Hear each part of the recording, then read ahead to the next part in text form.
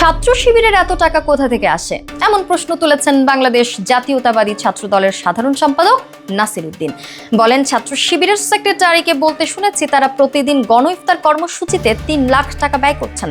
আমাদের প্রশ্ন হচ্ছে, তারা এত টাকা কিভাবে উপার্জন করছেন, তাদের আয়ের উৎস কি? একটি সাধারণ ছাত্র সংগঠন মাসে ৯০ লাখ টাকা কোথায় পাচ্ছে?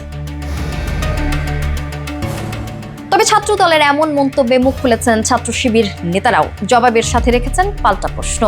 এবার ছাত্র দলের টাকার উৎস জানতে চেয়েছেন জবি শিবির সেক্রেটারি মোহাম্মদ রিয়াজুল ইসলাম। একই সঙ্গে শিবিরের টাকার উৎস সম্পর্কেও তথ্য দিয়েছেন তিনি।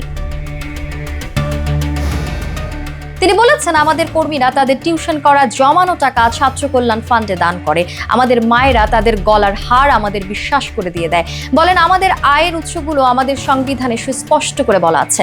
অর্থ ব্যবস্থা বা বাইতুল মাল ধারা ৩৬ সংগঠনের প্রত্যেক স্তরে বাইতুল মাল থাকবে।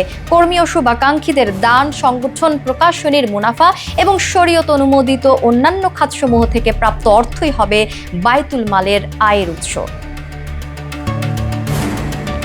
তিনি আরো বলেন, আমাদের কোনো ব্যক্তিগত আয় নেই, কোনো ব্যক্তিগত ব্যয় নেই। আমাদের যা আয় যা ব্যয় সব সংগঠনের জন্য নিবেদিত। যারা আমাদের নিয়ে প্রশ্ন করেন তাদের অনুরোধ করব, বুকে হাত রেখে আল্লাহকে সাক্ষী রেখে বলেন, আপনার দলের টাকা কোথা থেকে আসে।